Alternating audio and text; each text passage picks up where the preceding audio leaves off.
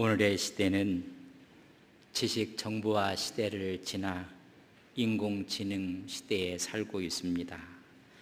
그러나 인간관계는 더 팍팍해져 가고 있고 점점 더 험악해 가는 세상에 우리가 살고 있습니다. 죄악이 넘쳐나고 오히려 은혜와 사랑이 부족한 세상인 것을 바라보게 됩니다. 이럴 때 예수를 믿는다는 것이 무엇일까? 또 수많은 집회가 있고 전도대회가 있고 세미나가 있는데 그 의미는 어디에 있는 것일까? 노예가 있고 총회가 있고 수많은 대회가 모여지고 궁극적인 목적은 무엇일까? 그리스도의 법을 성취하는 것이 궁극적인 목적일 것입니다. 예수를 믿는 사람들이 많습니다. 성령의 은혜 가운데 사람들이 우리 주위에도 많이 있습니다. 여러분, 그리스도의 법을 성취하는데 우리는 함께 나가야 합니다. 갈라디아 교회가 문제가 심각했습니다. 그리스도의 법을 무너뜨리는 사람들이 있었습니다. 율법주의자들이었습니다. 복음의 본질을 훼손하고 위협했습니다.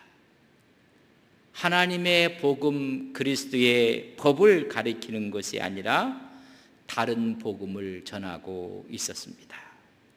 이 다른 복음을 전하는 사람이 천사라 할지라도 저주를 받을 것이라고 갈라디아서 1장 8절에 보면, 그러나 우리가 혹은 하늘로부터 온 천사라도 우리가 너희에게 전한 복음 외에 다른 복음을 전하면 저주를 받을지어다. 여러분, 다른 복음을 전함으로 그리스도의 법을 훼손하고 말았습니다. 1장 9절에 보면 우리가 전에 말하였거니와 내가 지금 다시 말하노니 만일 누구든지 너희가 받은 것 외에 다른 복음을 전하면 저주를 받을지어다. 여러분, 그리스도의 복음, 그리스도의 법을 성취하는 것이 아니라 여러분 본질이 아닌 다른 복음을 전하면 누구든지 천사라 할지라도 저주를 받을 것이라는 것입니다. 우리가 하나님 앞에 의롭게 되고 구원받은 것은 여러분 율법이 아니었습니다. 그러나 율법주의자들이 교모하게 들어와서 다른 복음을 전하고 말았습니다. 우리는 예수 그리스도를 믿음으로 의롭게 되고 구원을 받습니다. 이신득의 사상입니다. 갈라디아 2장 16절에 보면 사람이 의롭게 되는 것은 율법의 행위로 말미암음이 아니요 오직 예수 그리스도를 믿음으로 말미암은 줄 알므로 우리도 그리스도 예수를 믿나니 이는 우리가 율법의 행위로서가 아니고 그리스도를 믿음으로써 의롭다함을 얻으려 함이라. 율법의 행위로는 의롭다함을 얻을 육체가 없느니라. 그러나 교모하게 이런 율법주의자들이 복음을 훼손시키고 말았습니다. 우리가 믿음으로 구원을 얻었으면 오늘 5장 16절에 보면 내가 이르니 너희는 성령을 따라 행하라. 그리하면 육체의 욕심을 이루지 아니할 것이니라. 우리가 믿음으로 구원을 얻었으면 성령을 따라 행하라고 말하고 있습니다. 그러나 갈라디아 교회의 현실은 성령을 따라 행하는 것이 아니라 육체를 따라 했다고 말씀하고 있습니다. 잘못된 일입니다. 오히려 잘못된 것이 드러나게 되었습니다. 현실을 봤더니 성령을 따라 행하는 것이 아니요 하나님의 복음이 아닌 다른 복음을 전하고 있는 모습을 보게 됩니다. 이것이 여러분 교회의 문제들로 나타났습니다. 가정이나 사회나 나라나 우리가 직시해 보면 잘못된 부분들이 드러날 수밖에 없습니다. 오늘 이것들이 드러났을 때 어떻게 해결하느냐에 대해서 본문은 말씀하고 있습니다. 윤석열 정부가 출범한 지가 이제 얼마 되지 않았습니다. 국정의 원칙을 온전한 자유주의와 시장경제라는 체제하에서 오히려 공정과 상식을 내세웠습니다. 그러나 현실을 바라보면 문제들이 너무 많은 것을 우리는 수많은 매체를 통해서 듣게 됩니다. 그래서 윤석열 정부의 지지율이 이제 30%대로 여러분 낮아지고 말았습니다. 여러분, 뭔가가 문제가 있는 것입니다. 근데 문제가 없다고 하면 더 큰 문제인 것입니다. 여러분, 국민들은 거짓에 대해서, 무능에 대해서 언제든지 공격을 합니다. 그런 이 지지율을 보면서 우리 기독교의 신뢰도는 얼마나 될까? 가슴 아픈 일입니다. 최근 기독교에 대한, 한국 교회에 대한 신뢰도는 18.1%입니다. 뭔가가 문제가 있는 것입니다. 교회는 사랑과 용서와 하나됨에 대한 또 배려와 진정한 주님의 평화를 나누어야 되는 하나님의 교회인데, 현실을 직시해 보면 뭔가가 지금 문제가 있다는 것입니다. 사회가 교회를 걱정하고 있습니다. 교회가 피본질의 각을 세워 사회로부터 냉대를 받고 있는 것입니다. 하나 되지 못한 모습, 세속화되어가는 모습을 공격하고 있는 것입니다. 이런 문제라는 것은 여러분, 우리가 조금만 직시하고 생각한다면 바라볼 수가 있습니다. 오늘 본문에 있는 말씀 가운데 바로 이런 문제가 발생한 것입니다. 범죄한 일이 일어났습니다. 6장 1절에 보면, 형제들아, 사람이 만일 무슨 범죄한 일이 드러나거든 신령한 너희는 온전한 심령으로 그러한 자를 바로잡고 너 자신을 살펴보아 너도 시험을 받을까 두려워하라. 만일 범죄한 일이 드러났습니다. 여기서 말하는 범죄한 일은 실수를 이야기합니다. 뭔가를 바르게 하려고 했는데 실책을 이야기해주고 있습니다. 신령한 너희들은 온유한 심령으로 바로 잡으라고 이야기했고, 너 자신도 살펴보라고 말씀하고 있습니다. 무의식 중에 연약함으로 인해서 인간적인 한계성 때문에 여러분 잘못되어지는 일이 있을 수가 있는 것입니다. 이럴 때 너희들은, 신령한 너희들은, 성령을 쫓아 행하는 자들은 어떻게 해야 될 것인가를 우리에게 말씀해 주고 있습니다. 연약함으로 범죄한 자를 배척하지 말라는 것입니다. 비난하고 책망에만 관심 갖지 말라는 것입니다. 두 번째는 온유한 심령으로 바로 잡으라는 것입니다. 권면하고 바르게 세워야 하는 것입니다. 세 번째는 너 자신도 스스로 살펴보아서 시험을 받을까 두려워하라. 스스로를 살펴보라고 이야기를 합니다. 우리는 자기 자신을 살펴보지 않고 남을 질타할 때가 있습니다. 당신이 잘못했다고. 여러분, 남이 잘못했을 때 우리 손가락을 어떻게 하는지 아십니까? 손을 한번 이렇게 하지 않습니까? 잘못했다고. 근데 이 잘못에 대한 이야기는 이건 하나님도 잘못했다는 이야기고, 정말 잘못했다는 사람은 앞에 있는 사람보다 자기 손가락 3개가 자기를 여러분 가리키는 것입니다. 우리가 어떤 문제가 있을 때 스스로를 살펴봐 그리스도의 법을 성취하라고 말씀해 주고 있습니다. 그리스도의 법을 성취하는 것은 율법이 아닙니다. 여러분, 법이 아닙니다. 계명이 아닙니다. 여기서 말씀하고자 하는 본문의 이야기는 예수 그리스도의 가르쳐 주신 그의 교훈의 법을 이루라는 것입니다. 그 근거는 사랑입니다. 그러나 그 상황 가운데 잘못이 드러났습니다. 실수가 드러났습니다. 배척하지 말라는 것입니다. 용납하고 용서하라는 것입니다. 주님이 이 땅에 오신 목적이 있습니다. 누가복음 5장 32절에 보면 내가 의인을 부르러 온 것이 아니요 죄인을 불러 회개시키려 왔노라. 주님이 이 땅에 오신 이유는 실수하고 잘못하고 넘어진 자들을 불러서 회개시켜 하나님의 백성 되게 하시기 위해서 오셨다고 했습니다. 용서하라는 것입니다.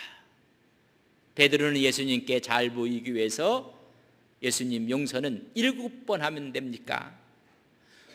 주님이 칭찬은커녕 그 7번을 70번 하라고 말씀해주고 있습니다. 니느웨 성이 멸망 직전에 있을 때 요나의 말씀을 듣고 그들이 회개를 합니다. 그때 하나님이 니느웨 성 백성을 용서하십니다. 그리스도의 법을 이루기 위해서는 먼저 용납하는 법을 배우라는 것입니다. 배려하고 이해하라는 것입니다. 다시 말하면 사랑하라는 것입니다.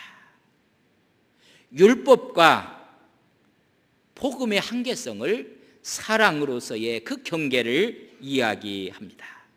마태복음 5장 43절에 보면 또 내 이웃을 사랑하고 내 원수를 미워하라 하였다는 것을 너희가 들었다. 이것은 율법입니다. 율법은 원수를 미워하는 것입니다. 44절에 보면 나는 너희에게 이르노니 너희 원수를 사랑하며 너희를 박해하는 자를 위하여 기도하라. 이것은 복음입니다. 오히려 그를 사랑하라고 이야기해주고 있습니다. 율법의 한계를 뛰어넘어 믿음의 법, 복음으로 나아가는 것입니다. 그리스도의 법을 성취하기 위해서는 사랑과 용서가 필수적인 것입니다. 왜 우리는 사랑해야 됩니까? 하나님을 믿는 사람들은 하나님은 사랑이라고 요한일서 4장 8절에 말씀하고 있습니다. 사랑하지 아니하는 자는 하나님을 알지 못하나니 이는 하나님은 사랑이십니다. 하나님이 사랑이십니다. 하나님을 믿는 사람들은 요한일서 4장 11절에 보면 사랑하는 자들아 하나님이 이같이 우리를 사랑하셨은즉 우리도 서로 사랑하는 것이 마땅하니라. 우리가 그리스도의 법을 이루기 위해서는 용서와 사랑을 전제하고 있습니다. 갈라디아서 5장 15절에 보면 만일 서로 물고 먹으면 피차 멸망할까 조심하라. 서로 배척하고 미워하고 시기하면 멸망한다고 말씀해주고 있습니다. 실수와 잘못을 복수의 기회로 삼지 말라는 것입니다. 두 번째는 이제는 바로 잡으라는 것입니다. 바로 잡는 것이 누가 바로 잡느냐는 것이 성경은 중요하게 생각합니다. 너희가 신령한 너희가 온유한 심령으로 바로 잡으라는 것입니다. 그럼 바로 잡는 자의 성향을 온유한 자라고 이야기했습니다. 온유한 자가 바로 잡는 것입니다. 온유한 자는 진정한 강한 자입니다. 온유한 자가 진정한 지도자입니다. 민수기 12장 3절에 보면 이 사람 모세는 온유함이 지면의 모든 사람보다 더 하더라. 여러분, 모세를 가리켜서 우리는 최대의 지도자라고 합니다. 그는 강한 자였습니다. 근데 성경은 말하기를 가장 온유한 자였다. 온유라는 개념은 잘 훈련되어서 절제와 통제를 받고 있다는 이야기입니다. 힘이 없다는 것이 온유가 아닙니다. 나약함이 온유가 아니라 잘 통제되고 절제된 힘을 말하는 것입니다. 잘 길들여졌다는 것입니다. 유능제강이라는 말이 있습니다. 부드러운 것이 능히 강한 것을 제압한다는 것입니다. 우리 주님도 말씀합니다. 마태복음 11장 29절에 보면 나는 마음이 온유하고 겸손하니 온유라고 이야기를 해주고 있습니다. 여러분, 진정한 온유는 강한 자요, 그가 진정한 지도자임을 이야기해 주는데 그 사람이 바로잡으라는 것입니다. 그렇다면 진정한 온유를 저는 장자의 달상편에 나오는 이야기를 통해서 함께 나누고자 합니다. 조나나 사원왕은 닭싸움을 좋아했습니다. 그래서 투개를 해서 싸움 닭을 기릅니다. 정말 가장 싸움 잘하는 닭을 갖고 싶은 것입니다. 조련사였던 기성자에게 최고의 투개 좀 만들어 훈련시켜 달라고 청을 하게 됩니다. 최고의 투개를 갖고 싶다는 것입니다. 열심히 그래서 훈련을 시켰습니다. 싸움 닭으로서의 강한 훈련을 시켰습니다. 정말 강해졌습니다. 그래서 이제는 됐느냐고 물었을 때 정말 강합니다. 그러나 아직 멀었습니다. 아니, 강하면 됐지 왜 어려우냐? 너무 어깨에 힘이 들어가 교만합니다. 그럼 더 시간을 줬습니다. 그 후에 이제는 다 훈련이 끝났냐고 물었을 때 이제는 힘도 강하고 이제 교만하지 않습니다. 그럼 됐느냐 했더니 아직 멀었습니다. 너무 조급합니다. 여러분, 쉽게 반응한다는 것입니다. 더 시간을 주었습니다. 이제는 됐겠지 했더니 아직 멀었다는 것입니다. 강하고 이제 교만하지도 않고 조급하지도 않았습니다. 그럼 됐지 않느냐고 물었을 때 아닙니다. 눈초리에 너무 힘이 가 있고 노기에 눈에 힘이 들어가 있습니다. 한번 우리 성도님들 서로 눈을 좀 바라봤으면 좋을 것 같아요. 여러분, 교만하지도 않고 조급하지도 않는데 눈에 힘이 들어가 있는 것입니다. 아직 멀었다는 것입니다. 다시 시간을 줬는데 이제는 됐습니다. 힘은 가졌는데 교만하지 않고 조급하지 않고 눈에 힘이 빠졌습니다. 여러분, 이게 온유입니다. 마음의 평정을 얻었습니다. 누가 옆에서 뭘 해도 반응하지 않고 평정심을 갖는 나무와 같은 닭, 그래서 목계라고 하고 목계 지덕을 말을 하는 것입니다. 모든 문제의 키매는 목계 지덕을 가진 온유한 자의 목인 것을 성서는 말씀하고 있는 것입니다. 이런 사람이 바로 잡아야 된다는 것입니다. 이런 온유한 사람이 지도자로 세워져야 한다는 것입니다. 온유하지 못한 힘이 강하고 교만하고 조급한 사람이 힘을 쓰면 문제가 생기는 것입니다. 교회 마찬가지입니다. 그리스도의 법을 무너뜨리고 마는 것입니다. 우리말에 똥 묻은 개가 겨 묻은 개를 나무란다는 말이 있습니다. 제 흉은 10가지가 넘는데 남의 흉 한 가지를 바라본다는 것입니다. 이런 말을 우리는 적반하장이라고 합니다. 도둑이 오히려 매를 드는 격입니다. 현대적인 표현을 쓰려면 내로남불입니다. 내가 하면 노맨스고 남이 하면 불륜입니다. 내가 하면 it's okay, 남이 하면 no. 여러분, 우리는 패측하지 말 뿐만 아니라 진정한 온유한 자가 그걸 바로 잡으라고 말해주고 있는 것입니다. 세 번째는 짐을 서로 지라는 것입니다. 오늘 본문 6장 2절에 보면 너희가 짐을 서로 지라 그리하면 그리스도의 법을 성취한다고 말씀해 주고 있습니다. 여러분, 짐을 서로 지는 이 짐은 헬라어의 바로스라는 단어를 썼습니다.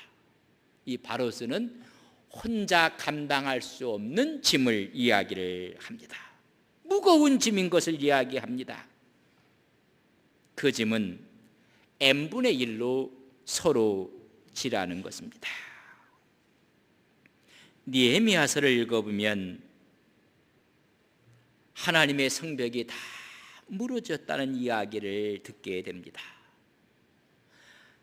아닥스 왕일 때 느헤미야가 술관원이었다고 했습니다. 지금으로 말하면 여러분, 왕의 최측근 중에 측근입니다. 어느 성서에 보면 지금으로 말하면 비서실장이라고까지도 이야기를 합니다.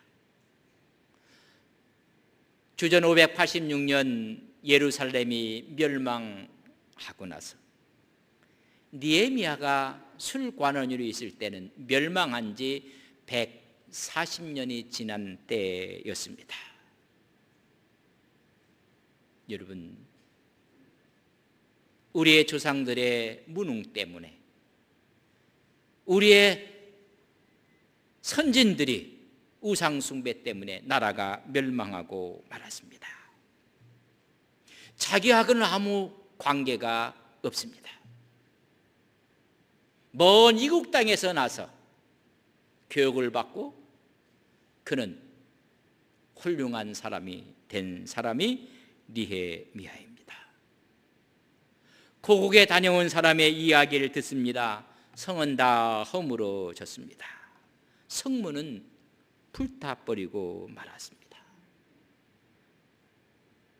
그 예루살렘에 살고 있는 하나님의 백성들은 환난과 능욕을 받고 있습니다. 이 소식을 듣던 느헤미야는 눈물을 흘립니다. 금식을 하고 기도를 합니다. 크신 하나님께 기도하는 모습을 보면서 우리는 한 가지 깨닫는 것이 있습니다. 이런 아픔의 죄는 바로 나 때문에, 우리의 아버지 때문이라고 고백을 합니다. 내 조상들의 탓을 하지 않습니다. 내 선진들의 잘못을 말하지 않습니다. 느헤미야 1장 6절에 보면 이제 정의 주의 종들인 이스라엘 자손을 위하여 주야로 기도하오며 우리 이스라엘 자손이 주께 범죄한 죄들을 자복하오니 주는 귀를 기울이시며 눈을 여시사 종의 기도를 들으시옵소서. 나와 내 아버지 집이 범죄하였나이다.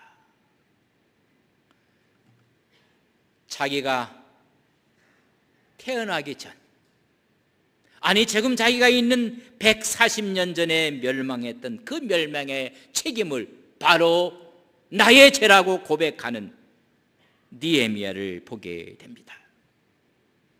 느헤미야는 왕의 허락을 받고 예루살렘에 와서 이 성벽을 완공합니다. 여러분, 52일 만에 이 일을 다 완공하고 맙니다. 내 책임입니다. 나의 죄입니다. 그러나 오늘날은 전부 다가 남의 탓을 하고 핑계를 댑니다. 여기에는 희망이 없습니다. 여기에는 미래가 없습니다. 농부는 밭을 탓하지 않는다고 했습니다. 여러분, 남을 탓하는 것은 성서의 뿌리 깊은 죄입니다.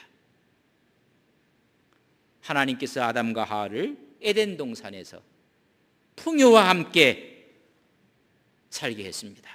그러나 중앙에 있는 그 나무의 열매는 먹지 말라고 했습니다.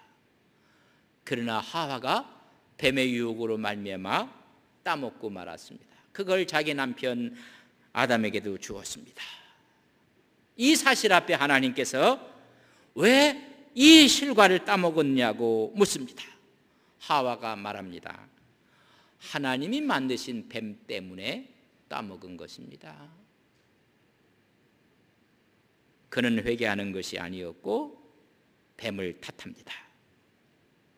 아담에게 묻습니다. 아담은 왜 먹었는가? 하나님께서 만들어 주신 이 여자 때문에 먹었다는 것입니다. 그들은 추방당하고 말았습니다. 여러분, 그 책임을 질 때 그리스도의 법을 성취하는 것인데 여러분, 없습니다. 저는 이민교회를 섬기면서 한 가지 깨달은 게 있습니다. 너무 상처를 많이 받았다고 얘기를 합니다.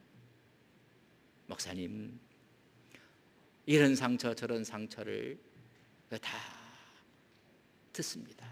참. 그리고 같이 기도도 합니다. 그래서 제가 공개적으로 물어봤어요. 상처를 입히신 분 손 좀 한번 들어보라고. 한 사람도 없습니다. 근데 다 상처받았다고 합니다. 여러분, 누구한테 받은 것입니까? 전부 남의 탓입니다. 여러분, 우리는 그 책임을 함께, 다 내가 질 수가 없는 짐은 여러분 n분의 1로 지라는 것입니다. 또한 갈라디아 6장 5절에 보면 각각 자기의 짐을 질 것이라. 여러분, 2절에 나오는 그 짐과 5절에 나오는 이 짐은 다른 짐입니다. 2절에 나오는 그 짐은 헬라어로 바로스라고 했습니다. 혼자 감당할 수 없는 짐입니다. 그건 서로 나눠지는 것입니다. 5절에 나오는 이 짐은 혼자 짊어질 수 있는 짐, 포로티온이라는 단어를 썼습니다. 헬라어 단어가 다릅니다. 이 포로티온은 군인들이 행군할 때 지는 짐의 의미입니다. 내가 져야 될 나의 짐인 것입니다. 내가 감당해야 될 의미와 내가 져야 될 몫을 이야기하는 것입니다. 이것은 남에게 미루지 말라는 것입니다. 성실하게 수행하라고 이야기합니다. 그리스도의 법을 성취하기 위해서 첫째는 배척하지 말라는 것입니다. 용서하고 사랑하고 관용하라는 것입니다. 그리스도의 법을 성취하기 두 번째는 온유한 자가 바로 잡으라는 것입니다. 세 번째는 이제는 서로 짐을 나누어지기도 하고 자기 짐을 질 때 거기에 사랑과 하나됨의 그리스도의 법이 성취되는 것입니다. 오늘 갈라디아 이 말씀뿐만 아니라 그리스도의 법을 무너뜨리는 자들이 있다는 것입니다. 두 가지로 이야기를 하고 있습니다. 갈라디아 6장 3절에 보면 만일 누가 아무것도 되지 못하고 된 줄로 생각하면 스스로 속임이라. 아무것도 되지 못하고 된 줄로 생각하는 자들 때문에 그리스도의 법은 무너지는 것입니다. 스스로 자기가 대단한 존재로 착각하는 사람 때문에 그리스도의 법은 무너지는 것입니다. 이런 사람을 우리는 교만한 사람이라고 합니다. 교만한 사람이 들어가면 그리스도의 법은 무너지고 분쟁과 비방과 다툼이 나타나는 것입니다. 디모데전서 6장 4절과 5절에 보면 나는 그는 교만하여 아무것도 알지 못하고 변론과 언쟁을 좋아하는 자니 이로써 투기와 분쟁과 비방과 악한 생각이 나며 마음이 부패해지고 진리를 잃어버려 경건을 이익의 방도로 생각하는 자들의 다툼이 일어나느니라. 자기의 이득만을 위해서 분쟁이 일어난다는 것입니다. 갈라디아 교회가 분쟁을 야기시키고 성도 간에 이간시켰던 그릇된 지도자들이 자기의 힘을 이용해서 자기의 이익들을 오히려 쟁취했다는 것입니다. 이런 자를 교만한 자였습니다. 잠언 16장 18절에 보면 교만은 패망의 선병이요 거만한 마음은 넘어짐의 앞잡이라고 말씀해주고 있습니다. 아무것도 되지 못한 사람이 모든 것을 된 것처럼 교만한 사람이 그리스도의 법을 무너뜨리는 것입니다. 두 번째는 4절에 있는 말씀입니다. 각각 자기 일을 살피라. 그리하면 자랑할 것이 자기에게는 있어도 남에게는 있지 아니하니라. 남에게 자랑하는 사람 때문에 그리스도의 법이 무너져 내리는 것입니다. 여러분, 진정으로 자랑할 것은 여러분 없습니다. 남에게 자랑할 것이 없습니다. 왜냐하면 나는 십자가에서 예수와 함께 죽었기 때문에 그렇습니다. 오히려 감사할 일이요 오히려 주님의 은혜일 뿐인 것입니다. 그러나 남에게 자랑하는 사람이 있을 때 그리스도의 법은 무너져 간다는 것입니다. 남에게 자랑하는 사람은 성령이 충만한 사람이 아니라 자아가 충만한 사람입니다. 자기가 살아 자기 마음대로 하는 것입니다. 비교하여 자랑거리로 삼는 자입니다. 자기 일을 살피는 일에 대해서는 게을리하는 사람입니다. 다른 사람에 대해서는 과하게 행동하는 사람입니다. 잘못된 비교의식으로 자기의 모습을 살피지 못하는 남에게 자랑하는 사람이 있을 때 여러분 스스로 그리스도의 법이 무너져 내리는 것입니다. 예레미야에서는 우리에게 자랑할 것이 없음을 이렇게 말씀하고 있습니다. 예레미야 9장 23절에 보면 여호와께서 이와 같이 말씀하시되 지혜로운 자는 그의 지혜를 자랑하지 말며 용사는 그의 용명을 자랑하지 말라. 부자는 그의 부유함을 자랑하지 말라.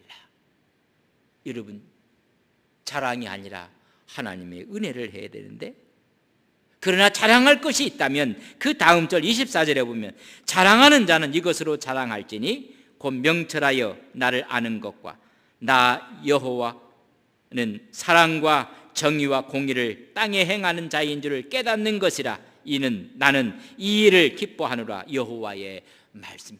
자랑은 하나님으로 인해 자랑하는 것입니다. 사랑과 정의와 공의를 자랑하라고 말씀해주고 있습니다. 우리 주님께서는 고린도전서 1장 31절에 보면 기록된 바 자랑하는 자는 주 안에서 자랑하라 함과 같게 하려 함이라. 여러분, 주 안에서 자랑하는 사람, 그리스도의 법을 무너뜨리는 사람이 있는가 하면 그리스도의 법을 세우는 사람이 있습니다. 교만한 사람, 남에게 자랑하는 사람은 그리스도의 법을 깨트리는 사람들입니다. 우리 모두는 그리스도의 법을 성취하는 하나님의 종들입니다. 실수가 있고 실책이 있을 때 배척하지 마십시오. 온유한 심령으로 바로 잡으십시오. 그리고 각자 짐을 지는 것입니다. 그리할 때 그리스도의 법이 성취되어 하나님께 영광이 되는 신앙과 믿음의 행보가 되는 것을 우리에게 말씀하고 있습니다. 이 말씀 앞에 순종하며 하나님의 법을 이루어나가는 하나님의 종들이 되시기를 주님의 이름으로 간절히 축복합니다. 다